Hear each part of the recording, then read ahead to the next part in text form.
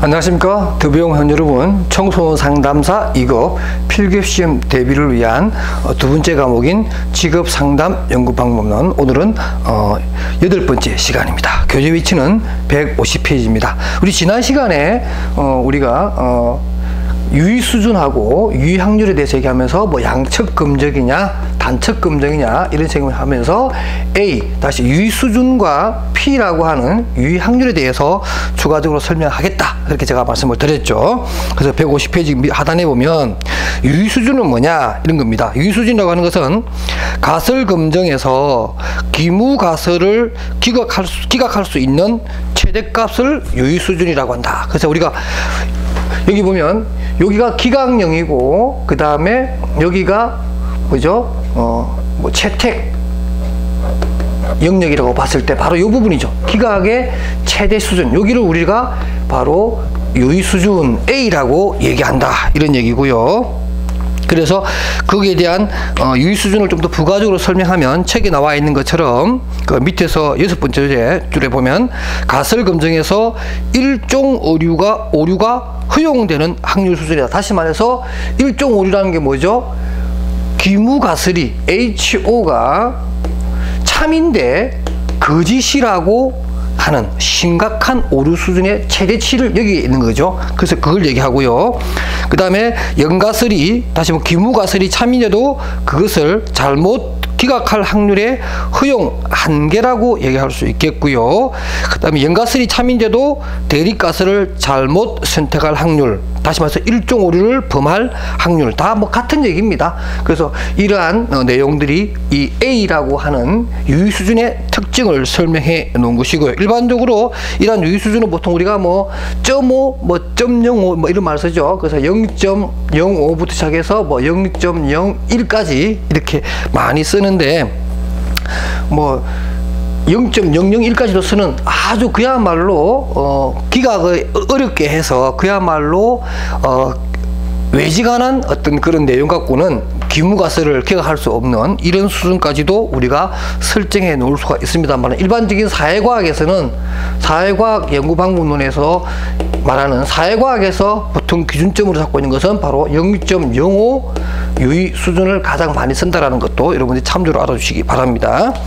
그 다음에 이제 유의 확률 P 값입니다. 모수가 실내 구간을 벗어날 수 있는 확률을 얘기하는 것이고요.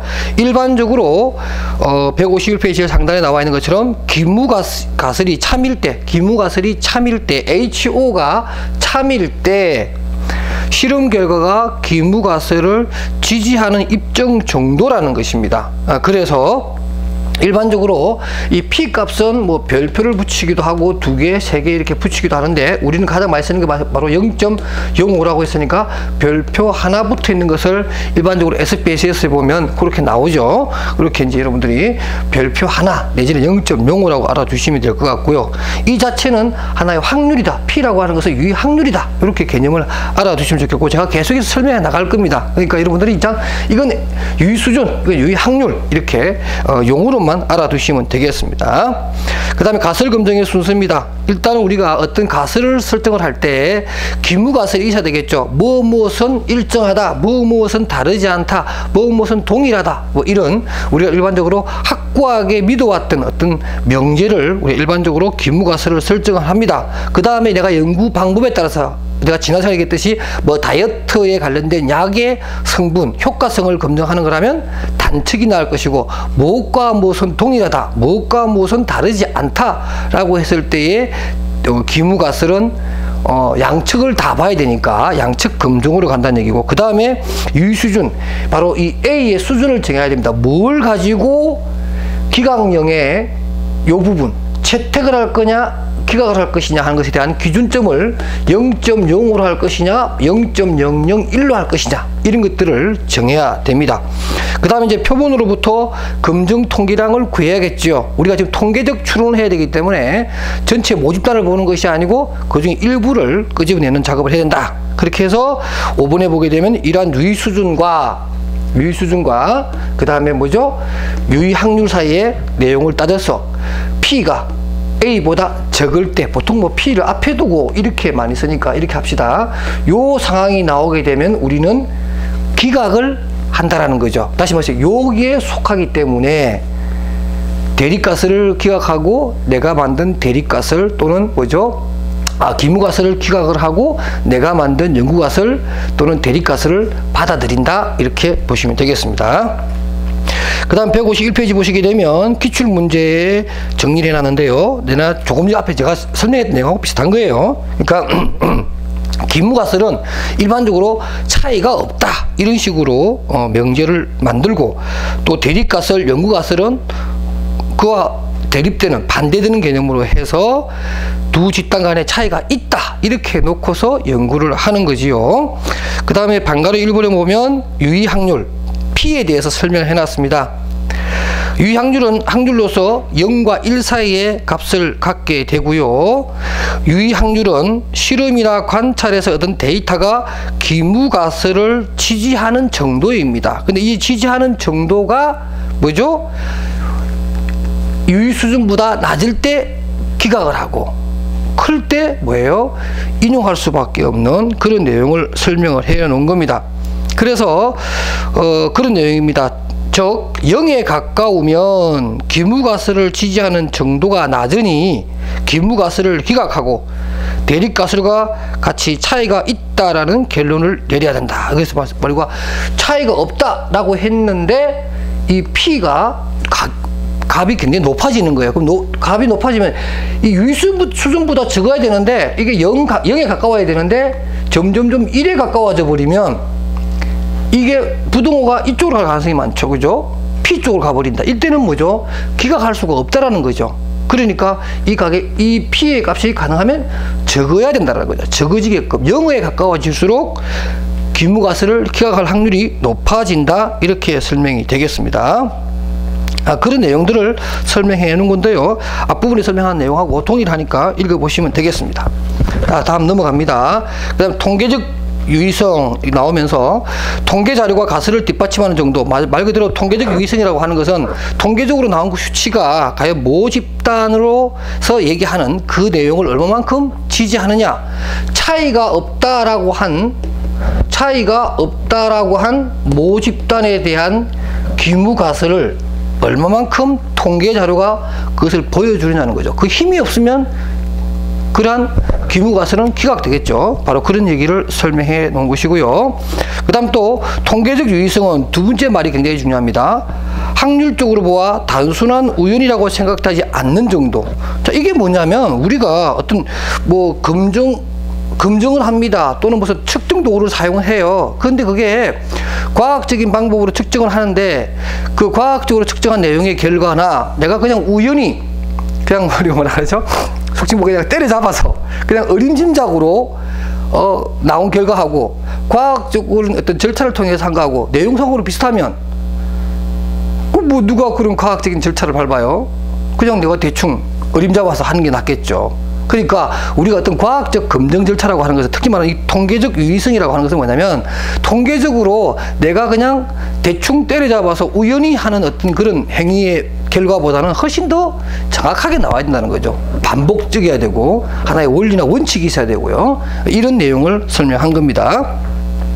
그 다음에 양측 검증과 단측 검증, 제가 앞에서 설명했던 뭐 다이어트 약품과 관련한 그런 내용인데요.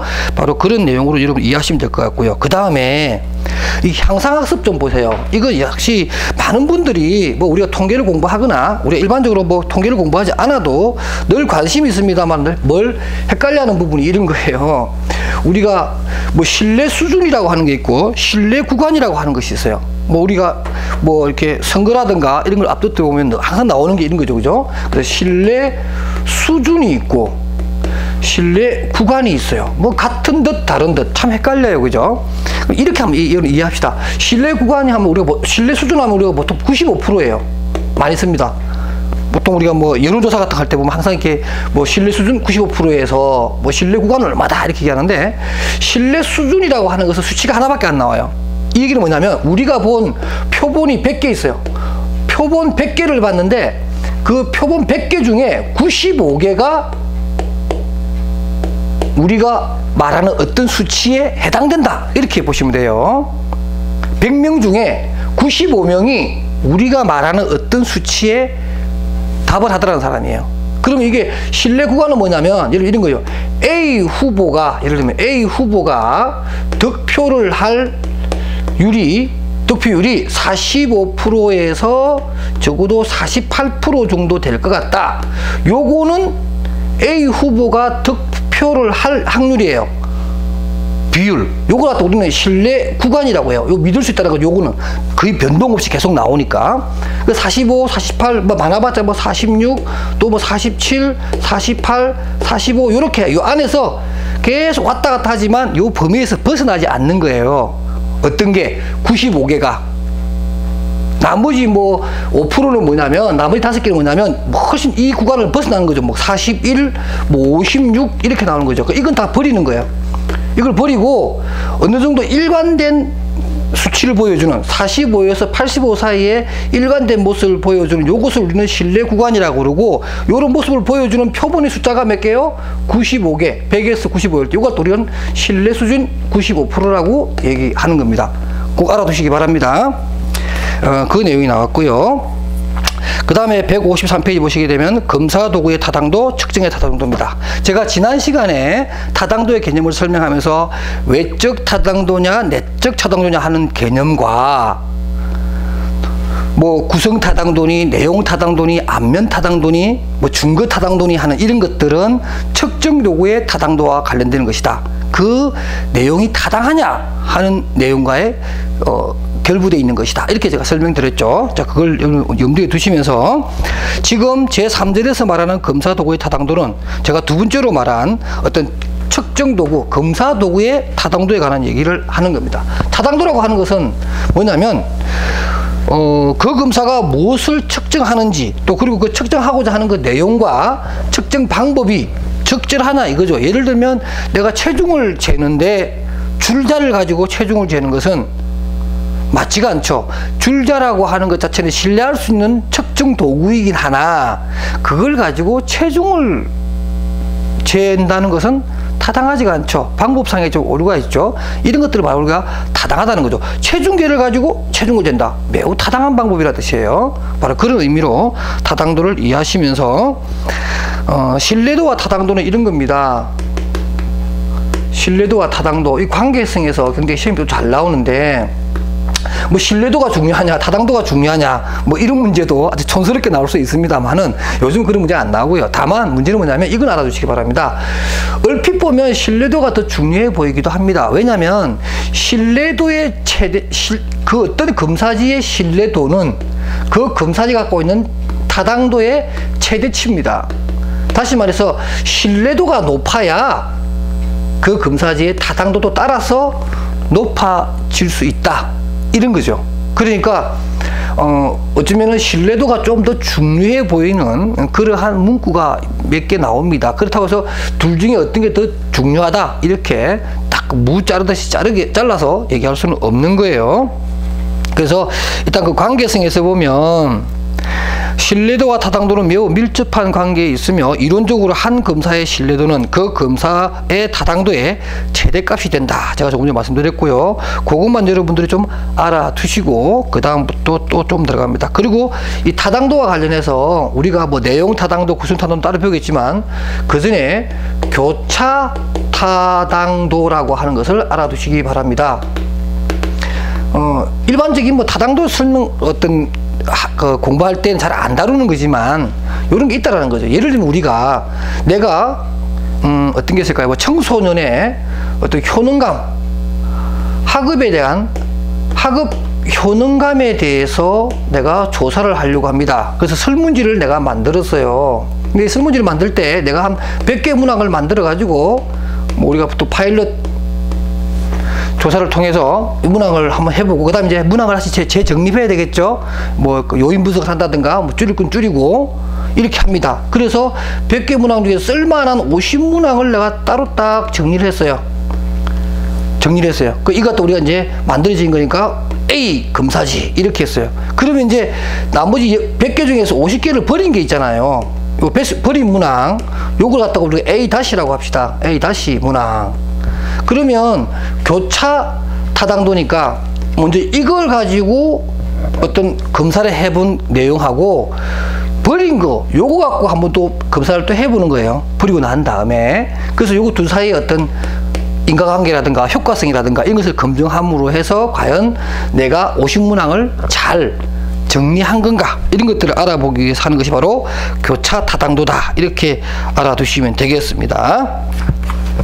그 다음에 154페이지로 가서 이제 우리가 배우고자 하는 타당도의 종류, 제대로 된 타당도를 한번 보도록 합시다. 자, 타당도만 이제 설명할게요. 타당도는 제일 처음에 나오는 것처럼 내용 타당도라고 하는 것이 먼저 등장을 합니다. 내용 타당도, 일반적으로 뭐 논리적 타당도, 교과 타당도 또는 난이도 타당도라고 합니다. 타당도 첫 번째 등장하는 게 바로 내용 타당도인데, 이거는 뭐 난이도 타당도라고도 합니다. 우리가 이거 생각하면 돼요. 그냥 수능시험 같은 걸 생각하시면 돼요. 수능시험. 자, 수능시험 같은 경우는 측정 도구죠. 그 사람의 학업 성취도 능력을 알아보는 수능시험은 엄연히 우리는 검사지라고 볼 수가 있습니다. 이 검사지의 내용에 관련 타당한 거냐는 거죠. 고3 학생이 풀 수 있는 문제가 나와야 되는데, 예를 들면 무슨 초등학교 2학년이면 풀 수 있는 그런 문제가 나왔다. 그럼 이건 내용적으로 타당하지가 않죠. 고3 정도 수준의 뭔가 학업 능력을 체크하는 검사지인데, 중학교 2학년 수준에 나왔다? 아니면은 뭐 박사급 문제가 나왔다. 대학원생들에도 풀 수 없는, 그 전공을 5년, 6년에도 풀 수 없는 문제가 나왔다. 이건 너무 어려운 거잖아요. 난이도에 문제가 생긴 거죠. 그리고 또 뭐예요? 논리적인 타당도입니다. 논리적이지 못하다는 거예요. 논리적이지 못하다. 이런 거 있을 거 아니에요, 여러분. 뭐랄까, 뭐 수학시험인데 국어시험 같은 게 나왔다든가, 뭐 이럴 수도 있겠고, 일반적으로 난이도라고 볼 수 있고, 교과 타당도란 말을 씁니다. 그래서 교과 수준 같은 거 다르게 되는데, 이러한 내용 타당도의 특징이 뭐냐면, 전문가가 다루는 겁니다. 그리고 굉장히 어렵습니다. 이 내용 타당도를 하기가 굉장히 힘들어요. 그리고 우리가 해마다 이 수능시험 항상 실패하는 게 뭐예요? 올해는 뭐 수능이 뭐 난이도 조절을 실패했다든지, 그래서 뭐 만점자가 많다든지 고득점자가 많다든지, 학생들이 굉장히 대학을 지원하는데 혼란을 겪게 될 거다든지, 이것들은 뭐냐면 다 내용 타당도가 실패인 거예요. 그만큼 내용 타당도는 수립하기 힘들다, 이런 것이 또 특징이라고 할 수가 있습니다. 그래서 그 향상학습에 보면 내용 타당도는 흔히 성취도 검사의 타당도를 평가하는 방법으로 많이 쓰이며, 성격이나 적성과 같은 이러한 적성도 능력 검사이긴 하지만 성격이라든가 흥미, 뭐 가치관, 이러한 정서적 검사에는 별로 중요하지 않다, 적합하지 않다, 그러니까 중하게 다르지 않는다, 이런 얘기가 되겠고요. 그 다음 매우 주관적 타당도라고 하는 것도 줄 한번 쫙 꺼놓으십시오. 잘 나옵니다. 시험 문제 이렇게 나오고 있죠. 다음 중 내용 타당도의 특징에 관한 설명이다. 거리가 먼 것은, 이런 거 나올 수 있어요. 뭐 논리적 타당도라고 한다. 일반적으로 뭐죠? 전문가가 다룬다. 확보하기가 쉽지 않다. 또 이게 보면 매우 주관적 타당도다. 이런 문장들을 하나 비틀어서 답으로 정하는 거 꼭 기억하시기 바랍니다. 그 다음에 안면 타당도입니다. 페이스 발리디티라고 해서, 이것은 뭐냐면 그러해 보이느냐는 거죠. 이건 누가 판단하냐면 피검자가 판단하는 거예요. 피검자가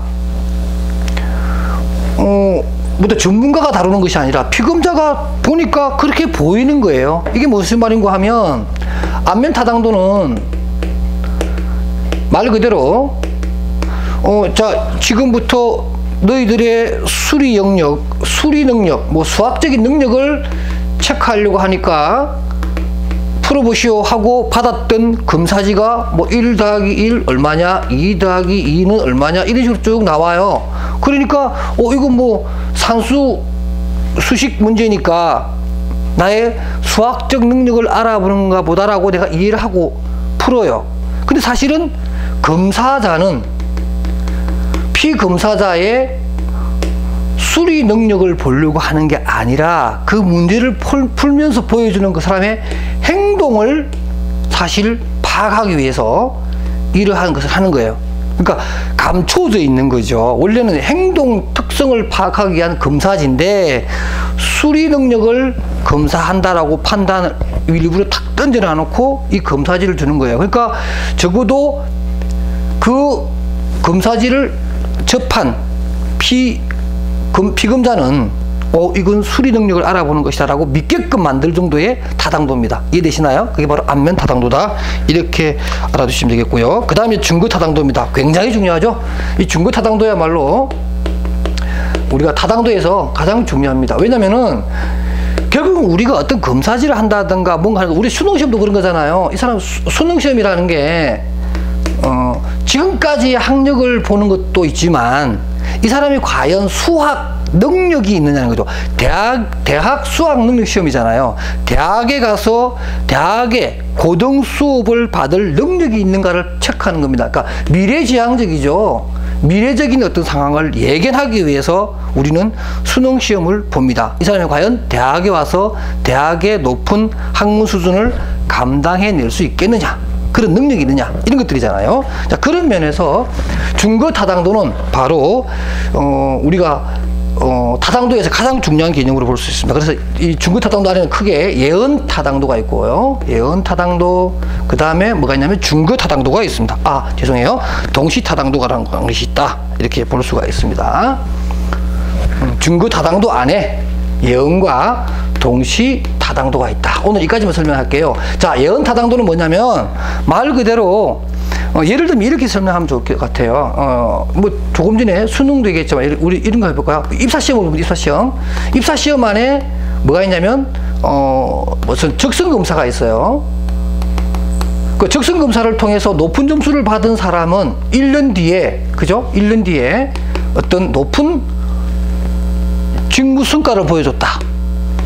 그러면은 입사시험이라고 하는 이 검사의 적성검사는 예언 타당도가 굉장히 높은 검사지라고 볼 수 있겠죠. 바로 이런 것이고, 이러한 예언 타당도는 중간에 시간이라고 하는 개념이 있습니다. 그래서 시간이 좀 지나서 그 타당도를 확인할 수 있는 거고요. 동시 타당도라고 하는 것은 우리가 일반적으로 공인 타당도라고도 하는데, 이거는 뭐냐면 내가 A 검사지 하나를 개발을 했어요. 근데 이게 과연 타당도가 있느냐 없느냐를 알기 위해서는 이 A 검사지를 받은 갑이라는 사람의 어떤 결과, 이 결과를 가지고 이 갑이라는 사람이 이미 잘 만들어져 있는, 이미 타당도 확보가 되어 있는 유사한 B라는 검사지를 받게 합니다. 그렇게 했을 때 역시 이 사람이 A 검사지에서 보여줬던 결과랑 유사하게 나왔다면, A와 B 검사지에 대한 갑의 결과가 유사하다면 내가 만든 이 A 검사지도 B만큼이나 뭐하다고요? 타당도가 있다. 이렇게 우리가 확인할 수 있는 거죠. 그래서 이것은 시간이 필요 없어요. A 한번 보고 조금 이따 바로 B 검사지를 또 하면 되는 거죠. 그래서 동시적으로 확인할 수 있는 이런 것이 바로 동시 타당도다. 이렇게 여러분들이 이해하시면 되겠습니다.